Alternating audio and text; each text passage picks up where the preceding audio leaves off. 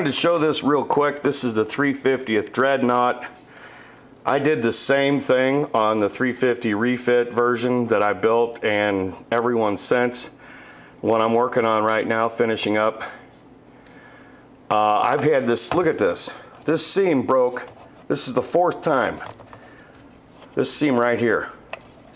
I had this seam just fine, and I was doing a finish sand on it and prepping it for paint and a base coat, and it cracked on me again. Both sides, just like this bottom piece. So what I did is you saw the pictures earlier, I filled everything in, backfilled, and put supports in there of styrene, and then used super glue and then epoxy.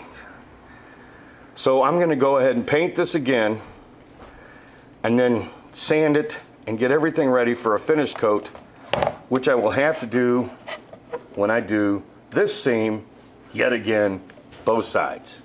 I hate this fracking refit. I'll tell you what, I'll never build another one of these SOBs again the rest of my life. I will come up with something better. All right, as you saw earlier, I had this masked off to follow the contour of the grid line, and I've used gloss paint this time to put a thin layer. And what I'm going to have to do is use just a little bit of 3M spot putty right here.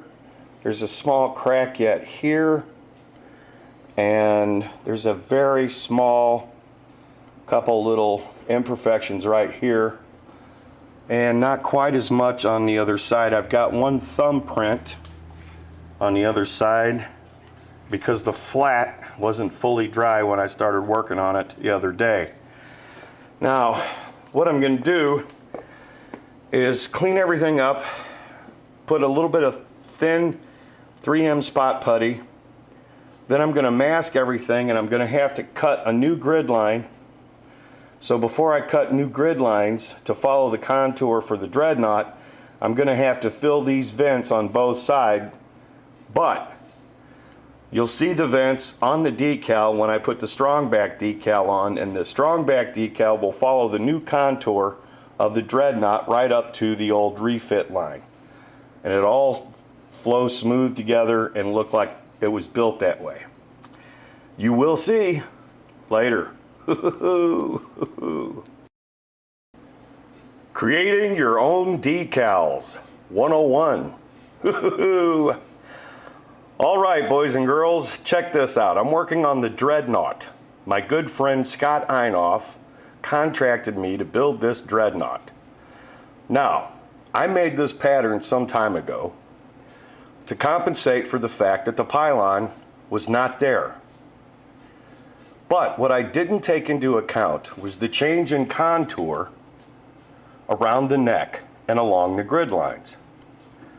So what I did is I took masking tape and taped over the area that you see there for the strong back. Then I pulled and cut along all of the grid lines for the strong back. Then I very carefully masked everything off, cut the grid lines, and then pulled the masking tape off, and very carefully laid the masking tape on a piece of paper, then scanned the masking tape pattern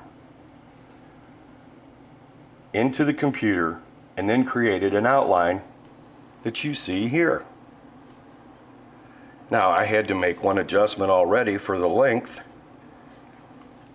because you can see that the contour drastically changes because of the length of the neck.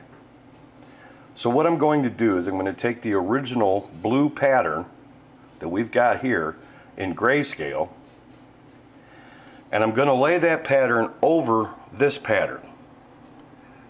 Then I'm going to erase any part that protrudes beyond this pattern and come up with new demarcation lines. Then I'm going to print that on decal paper and test fit the first decal.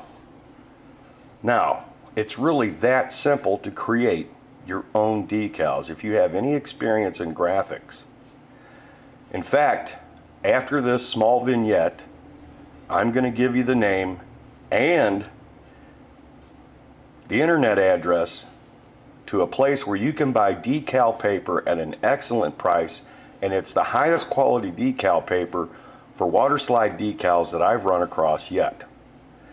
Now, I may send the pattern off to a friend of mine who does my vinyl work and have him print up some vinyl decals to see how they turn out. Additionally, I'm going to mask this entire ship off, cut along each one of the grid lines, peel the masking tape off, and come up with Aztec patterns for this entire Dreadnought. I also have to make decals for the neck and the horizontal pylon that you see here for the two engines that come out the sides, and then for the connecting piece on top that connects to the upper third pylon. So there we go. Decal making 101. I will be showing pictures before this vignette and pictures after, as well as the address to the decal place to buy decal paper. How do you like me now? I'm so happy.